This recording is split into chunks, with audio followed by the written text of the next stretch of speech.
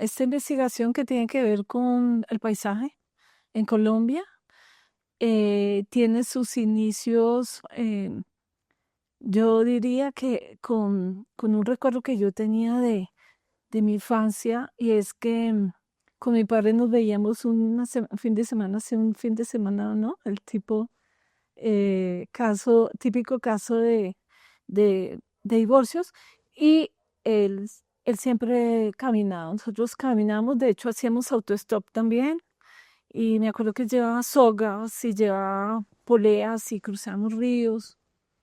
Íbamos por carreteras descubiertas, subíamos montañas, y por supuesto en esa época me parecía hartísimo. Yo lo que hubiera querido era estar en una silla, en una piscina.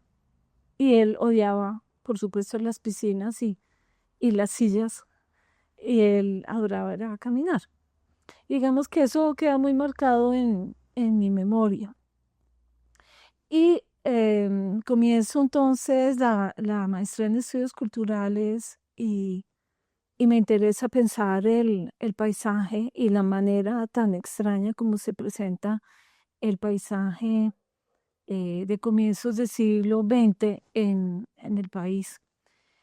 Digo extraña porque pues una de las conclusiones mías en la tesis de maestría es que el paisaje nacional es un paisaje que evita que haya presencia humana, que evita que se noten rastros de las transformaciones e industrializaciones que está atravesando el territorio, y rehúsa casi que mostrar animales. Y uno de los elementos que me pareció a mí claro es que el paisaje nacional era un paisaje europeo adaptado a nuestro territorio. En cierta medida era un paisaje que tenía nostalgia de pinos y tenía nostalgia de nieve. Y a raíz de esta investigación empezaron a aparecer muchas cosas. Una de ellas, en el 2010, tuvo que ver con una exposición en Santa Marta, que fue muy bella, en el Museo de Arte Moderno en Santa Marta, que está ubicado en la misma Quinta de Bolívar de San Pedro Alejandrino en Santa Marta, donde murió Bolívar. Y también es un jardín botánico, que es lo que le pasa también a la Quinta de Bogotá. Esta exposición se llamó Horizontes, al otro lado del paisaje, y en esta me interesaba muchísimo. Pues se llama Horizontes porque uno de los protagonistas era esta pieza increíble de Francisco Antonio Cano. Y asimismo a mí me interesaba lo que he llamado el pospaisaje, que es lo que acontece después de la década de los 80 en Colombia, en donde una cantidad enorme de artistas colombianos se concentra en observar el territorio. Y ahí yo diría que eso ya no es paisaje en términos de una teoría del paisaje, en donde una de las cosas que se hace es estetizar el territorio y estetizarlo bajo unas coordenadas que son bastante eurocentradas, unas coordenadas que, por cierto, odian el campesino y odian digamos, la flora nativa. Y de ahí, entonces, en esta exposición, que fue para mí una oportunidad muy, muy bella, em, que le debo a Javier Mejía de la Costa, em, invité a Nadine Ospina, invité a Eulalia de Valdenebro, invité a Rafael Ortiz, a Miguel Ángel Rojas. Fue una exposición muy bella. Marta Convariza también estaba, Cristo Hoyos, Oscar Leone. Y en esta muestra, pues uno de los elementos que se estaba revisando entonces era cómo se ve en estos registros del territorio el conflicto, cómo se siente, por ejemplo, pensando y conversando con Cristo Hoyos, las fronterizaciones del territorio, de las fincas, de la presencia de ganadería, la presencia de unas, digamos, manejos del territorio a escalas industriales que tienen que ver con el agrocampo. Y eso como producía unas afectaciones en la fauna y en la flora y en los animales humanos también. Entonces, esta exposición para mí, sabes que fue muy importante y un elemento que yo había estado, digamos, implementando por lo menos desde el 2003-2004, cuando fui curadora del Museo de Arte Moderno de Bogotá, era siempre tener un apoyo a través de conferencias y de trabajos teóricos. Entonces también esto estuvo acompañado por un ciclo de conferencias. Más adelante, con Eulalia Valdenebro presentamos el primer proyecto de investigación en artes que se hizo en la Facultad de Artes en la Pontificia Universidad Javeriana. La facultad nos dio esa oportunidad que fue muy bella. Y como te digo, fue la primera vez que oficialmente se le daban recursos para investigar a un proyecto en artes. Y pues tenía un doble eje porque en el costado de Eulalia pues tenía que ver con ilustración botánica y con artes, muy, muy llevado a reflexionar, por ejemplo, sobre el cuerpo y sobre bioperformancias. En el caso mío, me interesaba, por supuesto, la parte teórica y pensé mucho en el sonido, en entender, digamos, el territorio desde el sonido. El eje era el páramo. Y allí un elemento que para las dos fue fundamental en términos de no hacer una revisión objetivizante y trascendentalista de lo otro, ese gran otro que llamamos naturaleza, sino para estar adentro y ser parte de, pues la estrategia que ambas adoptábamos era el caminar. Y digamos que caminamos de formas diferentes. Yo caminé y caminé y caminé por diferentes páramos con mi hija, con Anu, con tu tocaya. y, y fue así que conocimos muchísimos páramos y duramos, no sé, 3 años caminando por diferentes páramos, acampando, haciendo capturas sonoras y allí empezó un interés por hacer capturas sonoras hídricas. Y en eso Leonel Vázquez me ayudó, él me dio un curso intensivo, me dio como unas estructuras, pero por otro lado fue como tener la experiencia vital de sentir con todo el cuerpo.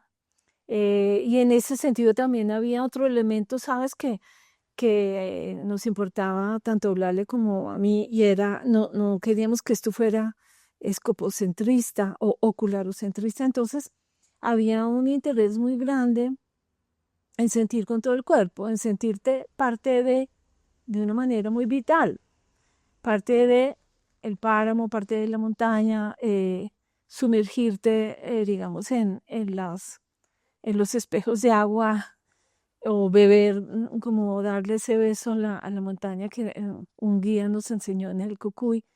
Y así, digamos, funcionó ese proyecto que se llamó Caminos del Páramo. De ese proyecto para mí han salido muchas cosas, y una de ellas tiene que ver con el libro que hice años más adelante. En el 17 se hizo el libro, pero tuvo que ver con una exposición que yo curé en el 16 en los espacios de la fuga, que se llamó Humanos no humanos, unas reflexiones acerca de la teoría de la excepción humana. Ahí quisiera hacer como una pausa y contarte que en ese momento yo recuerdo que yo había ido a una feria del libro humano y en la feria del libro me había encontrado con el título de un libro que me pareció extraordinario. Yo casi temblé porque pensé que ese libro me decía algo que, que a mí me importaba y me impresionaba mucho. Es el libro de Jean-Marie Schaeffer, La teoría de la excepción humana. Yo recuerdo que yo no lo compré, ¿sabes? No tenía plata, lo que sea, pero el siguiente año que hubo Feria del Libro, volvió el Fondo de Cultura Económico a llevar este libro y yo esta vez lo compré y para mí fue muy importante. Era muy, muy clave que eh, Jean-Marie Schaffer anotaba 4 pilares, para él son 4 los pilares que producen lo que él llama la teoría de la excepción humana, que es, uno diría que ha sido una base estructural de la manera como Occidente se aproxima a lo otro que llamamos naturaleza mal llamado. O sea, esa palabra no me gusta, más bien me incomoda, pero a veces como que es eficiente. Y digamos que, diciéndolo rápidamente, la teoría de la excepción humana es ontológica, es estructural y planteará que de forma ontológica nosotros los humanos somos distintos de cualquier otro ser en la naturaleza. A partir de 4 maneras de aproximarse, y una de esas maneras de aproximarse para Schaffer tiene que ver con trabajar las maneras de entender el mundo a través de un dualismo dicotómico, digamos, inatravesable, definitivo. Por ejemplo, no sé, humano, no humano, o cultura, naturaleza, occidente, oriente, o Europa, América. Y digamos que pensando en Schaffer, me empecé como a elaborar, como a darle curso a mis propios pensamientos que había yo elaborado con Ricardo Toledo, recuerdo en varias ocasiones que lo decíamos ambos. Decíamos que nos parecía horrible cuando en el campo del arte los artistas entienden que están más allá de cualquier contrato social. Hoy día lo veo más claro y diría lo siguiente, Manu, después de la tesis de doctorado que hice en la Nacional y que tiene mucho que ver con feminismo y con una manera de representar, digamos, a los otros. Me ha quedado claro un elemento que me atrevería a decirlo de esta manera, y es que si la tesis de la excepción humana ha sido un elemento fundante y estructural que atraviesa la manera como se legitima la inequidad, el abuso, la violencia y la violación en Occidente, si hay un ser más excepcional que otros seres, es el artista.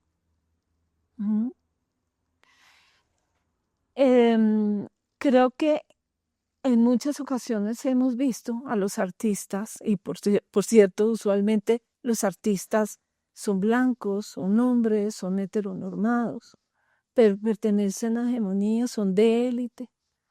Hemos visto a los artistas haciendo cosas que violan cualquier estructura de respeto por el otro. En esa medida, digamos que se ata esto que te estoy diciendo por un lado, entonces, con una investigación sobre el caminar, que tuvo una exposición en el espacio permanente de mi amigo Juan Mario Rojas. Allí como que muchos artistas que generosamente quisieron participar, entre ellos estaban Raymond Chávez, por ejemplo, o invité a 2 cineastas que hicieron un filme muy bello que se llama Juntas. Invité a José Ismael Manco, a Eulalia Valdenebro, bien, y a Chuck, y en esta muestra que era tan heterogénea y tan diversa, había una parte dedicadísima a María Teresa Encapié. Para mí, María Teresa Encapié es una artista muy excepcional y realmente extraordinaria. Y digamos que yo recordaba mucho que ella había alguna vez convocado a un caminar en pleno momento de violencia en Colombia terrible, a un caminar sagrado hacia San Agustín.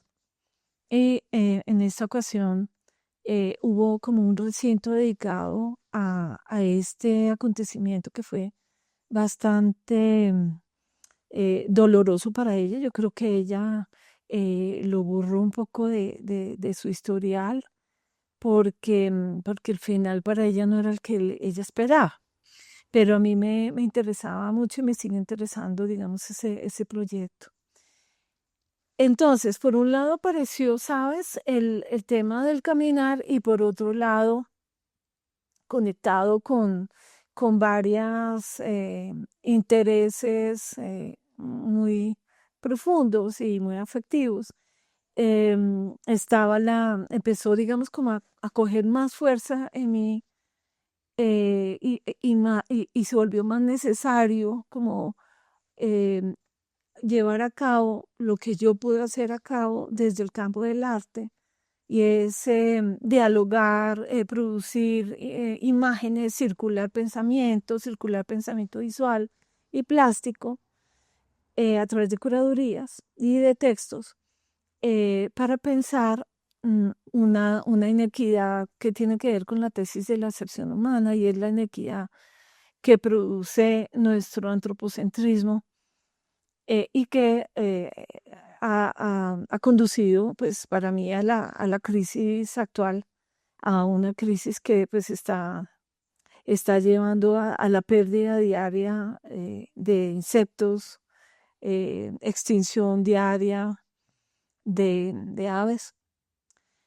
la desesperación de las ballenas, la desesperación de los osos y la desesperación del mundo campesino, la desesperación del mundo afro, por ejemplo, en Colombia. Es una situación en donde cada vez el capitalismo es más violento, más impiadoso, no tiene ningún límite. Y en este momento pues estamos habitando la cúspide para mí, de la arrogancia absurda que tiene que ver con lo que está pasando entre Rusia, Estados Unidos, y que tiene en este momento pues dos escenarios de una guerra cruel eh, que pues simplemente va a tener un fin tan catastrófico como el que tuvo la guerra del Vietnam. Entonces, de ahí pues han aparecido diferentes textos, participaciones en papers, en revistas y, y curadurías. Y entre esas curadurías, entonces después de Humanos no Humanos, pues está una que yo quiero mucho, que es Cuerpos por Tierra, que hice en la Cámara de Comercio de Bogotá, o también la exposición de Eduard Moreno, o de María Elvira Escayón, o de Eulalia de Valdenebro, o de María Fernanda Zuluaga, que se hicieron, y de Blanca Botero, que se han hecho, digamos, en los últimos tiempos.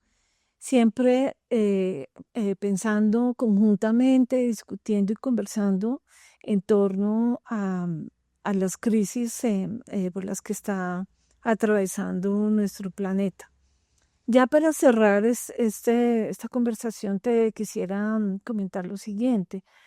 Mm, hay un recuerdo para mí que fue, es un recuerdo horrible, es un recuerdo terrible. En realidad son dos recuerdos horribles y que han marcado mucho la necesidad que yo tengo de hacer esta investigación, la deuda que yo siento que tengo como una humana en relación con los seres con que compartimos el planeta. El primero tiene que ver con cuando yo estaba en puber, iba a pasar vacaciones en Cali con mi hermana. Ella se iba a estudiar y yo mientras tanto me quedaba en la habitación. En esa casa había un patio en el fondo y el dueño de la casa tenía un perro amarrado a un árbol. Era un perro grande, yo no sé qué perro era. Yo creo que era como un perro pastor alemán cruzado. Y ese perro lloraba todo el día. El perro estaba yo creo que él sufría enormemente. Me imagino que era un perro joven. Yo solamente salía, lo miraba y no podía hacer nada. El dueño de esa casa a veces se iba al patio y si se iba al patio era a insultar al perro y a maltratar al perro. La segunda cosa que me marcó mucho después, fueron años después, no sé, yo tenía 20 años quizás, ya estaba estudiando artes en la Nacional, estaba de vacaciones en Cartagena, en el Cerro de la Popa, y había un vendedor, había miles de vendedores de todo, y había un señor que tenía una rama de un árbol y de la rama colgaba una osa perezosa, y la osa tenía cría, y la osa me miró, yo la miré, y yo no fui capaz de hacer nada por ella. Ese recuerdo me ha acompañado años, esa mirada. Y pienso que una de las cosas que atraviesa mis últimas, no sé, desde el 2015, 2014, yo no sé, desde antes de que esto estuviera de moda y que todo el mundo esté hablando de eso, desde que nos reuníamos con Leonel Vázquez, con Alexandra Angelis, con María Buenaventura y Eulalia, y pensábamos al ser simbiótico que desearíamos que fuera el humano, que reconoce que necesita de los otros para estar vivo. Y con Pilar Santamaría Mota, también conversaciones maravillosas con ella y con ella como entender la certidumbre de que de hecho nuestro cuerpo es plural, nuestro cuerpo no es una soledad, es plural, es todo un equipo de, por ejemplo, de bacterias y de gérmenes que habitan nuestra piel o, por ejemplo, nuestro intestino. Y de ahí, digamos, varias de las últimas cosas que he hecho, por ejemplo, en Chipiterra, este encuentro teórico en donde participó Rosy Braidotti, por decir algo, Paula Fleisner, una filósofa argentina que me parece extraordinaria, y ir construyendo como una red de diálogos entre personas, muchas de las cuales no conozco, pero no me importa, digamos, leer a Teresa de Lauretis, por ejemplo, para mí es fundamental y es fundamental leer a Eduardo Kohn o leer a Viveros de Castro, las conversaciones con Astrid Ulloa. Van digamos, recordándole a uno que hay toda una red de pensadores, pensadoras en todo el planeta tratando de cambiar el paradigma. Hay algo que me parece que fue fundamental en esa horrible experiencia de esa osita mirándome con angustia. Y tiene que ver te lo voy a decir como muy rápidamente, y es, no sé, desde Lacan, un elemento que se ha dicho que produce y redondea la idea de yo, la idea de sujeto, es ser reconocido por el otro, ser visto. En cuanto que tú me ves, como que me das cuerda, me reconoces, me lanzas al mundo en mi mismidad. Eso también lo ha trabajado, no sé, Althusser, ¿cierto? Cuando dice hey you y ese policía interpela a un hombre en la calle y el hombre voltea y lo mira, se siente reconocido en su caminar anónimo por la calle. Y también Judith Butler, ¿cierto? De ahí la importancia, por ejemplo, reconocer el género, reconocer, por ejemplo, lo diverso. Cuando te miro y te doy la legitimidad, ¿no? Como que te permito reconocerte como eres. Por eso es tan importante el reconocimiento de tu singularidad, de tus deseos, de la manera como estás conformado, de tu etnia, ¿cierto? Y en este caso, a mí me parece que pasó, aconteció, digamos, algo que está en otro paradigma, y es que ella me miró y con su mirada hubo una, un fluido intersubjetivo entre distintos animales, empático, en el que expresiones y sensaciones y sentimientos se conectaron: el dolor, el miedo, la angustia y la desesperación. Y ese intercambio de miradas a mí me ha importado mucho, porque yo creo, Manu, que una de las cosas que nosotros hacemos en el marco de nuestra arrogancia antropocentrada es que todo el tiempo estamos invisibilizando y negando. Es un negacionismo estructural, que existe el dolor del otro y la queja del otro. Siempre el dolor del otro es de menor cuantía. Voy a desviarme un poquito y te voy a contar algo que he estado, digamos, en estos días leyendo para un paper que estoy haciendo, y es en el marco de la pelea de Valladolid, la, este encuentro muy singular entre dos personas, uno del cual era Bartolomé de las Casas, que finalmente en el centro o en el curubito de esa discusión, de esa pugna, lo que había era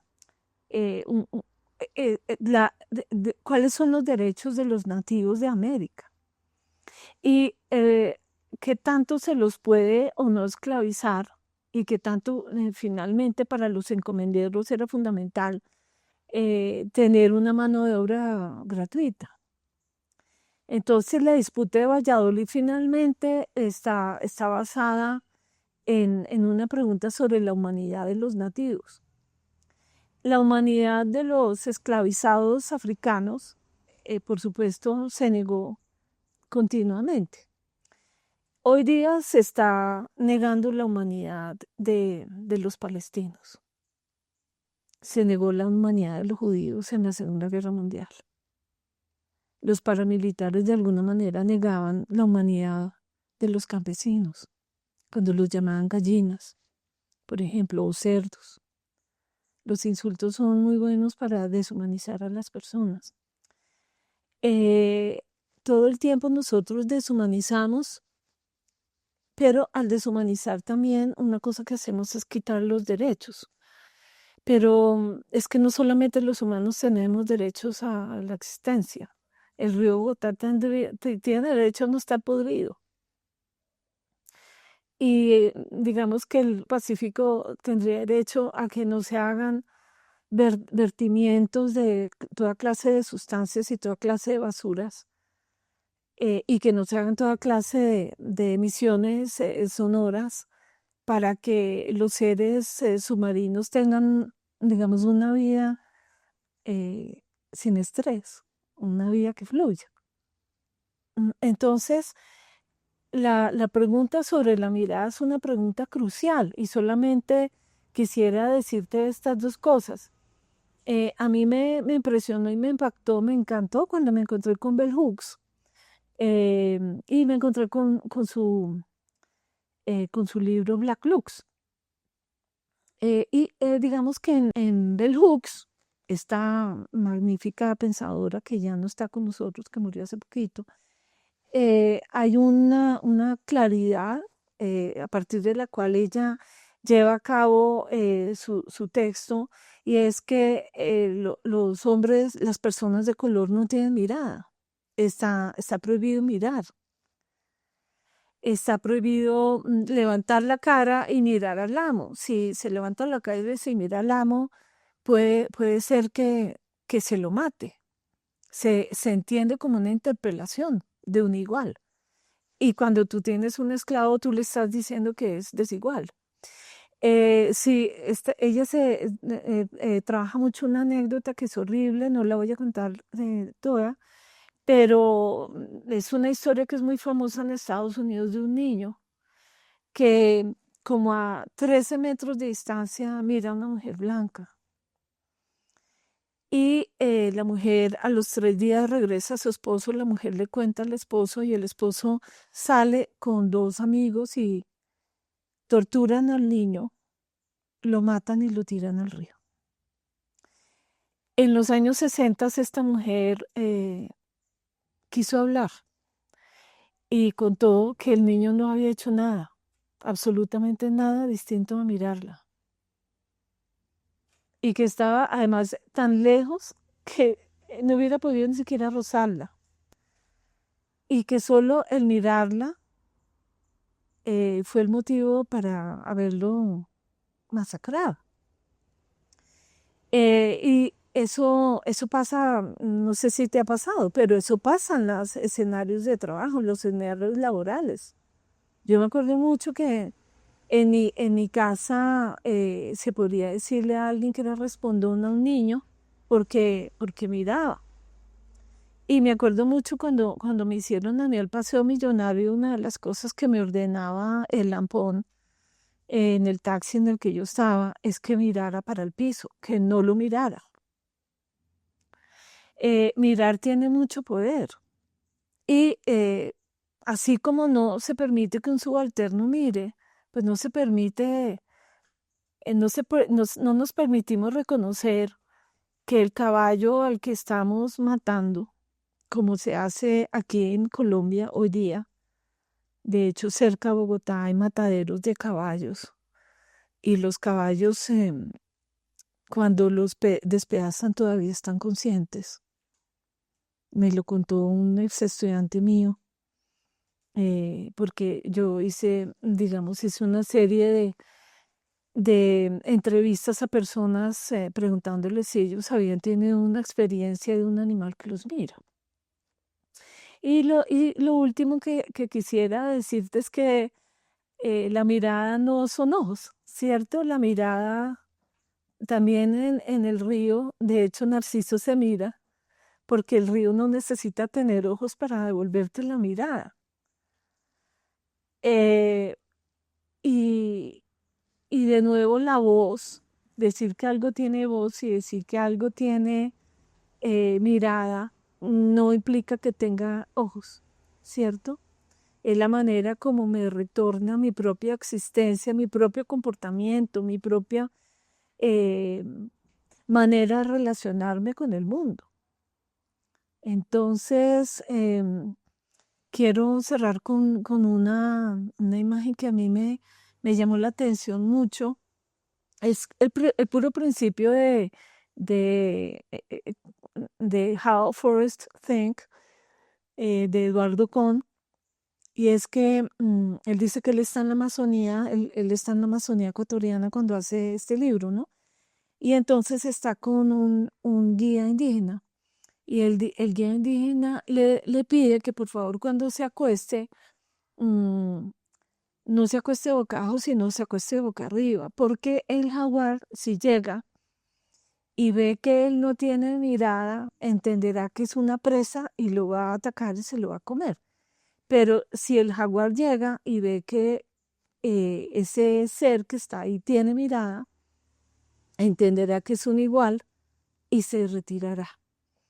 Em, digamos que otro texto que olvidaba decirte que también para mí fue como un alivio, es el libro de Mirzoev, de Nicolás Mirzoev, que se llama The Right to Look, el derecho a mirar.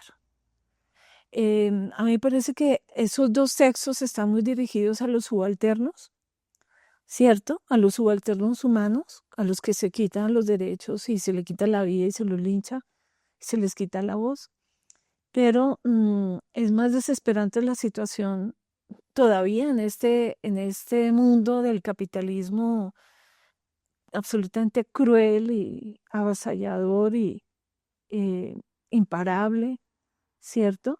La idea de la incapacidad de defensa que tienen los animales no humanos o los seres vegetales o los hongos, el mundo del reino de los hongos o el mundo mineral. cómo defenderse si no reconocemos su voz, si no reconocemos su mirada, si no reconocemos nuestro comportamiento extractivista y cruelmente depredador, eh, que, que, que es la manera como nosotros nos asociamos eh, con los otros seres que pueblan este planeta maravilloso. Entonces, en cierta medida, los diferentes textos o las curadurías, las conversaciones con amigos, amigas, con filósofos, con artistas, muchas artistas, ha sido para mí un alimento que me calma un poco el dolor que me atraviesa cada día. Y eh, me parece importante decir, Manu, que el que estemos pensando hoy, que muchas personas estén pensando eso en Europa, en Estados Unidos, en África, en Japón, bueno, en fin, em, tiene un elemento que hay que reconocer y que me parece que es súper clave, y es todo el aporte de América Latina a este pensamiento, a la ecología política, a los ecofeminismos, a los feminismos chicanos o latinos, a todo el aporte del mundo campesino, que yo creo que no es menor, para entender unas relaciones y unas maneras de experimentar la vida en otros, en los lugares más pequeños y los más humildes, en un grano de arena. Y digamos las miradas y las formas de entender y las filosofías de los pueblos indígenas. Por ejemplo, en el caso mío, me parecen súper importantes los pensamientos del pueblo Misak. Me parece que el pueblo Nasa, que el pueblo Inga, que el pueblo, que de los 4 pueblos de la Sierra de Santa Marta eh, nos han dado muchas pistas, más de las que podrían dar los filósofos del siglo XVIII y XIX, que son quizás los peores. ¿M? Y nos conectan, en cambio, con otros filósofos como puede ser Spinoza, y con otros pensamientos como el pensamiento poshumanista o la ecosofía. Eso es lo que yo creo y me gustaría decirte.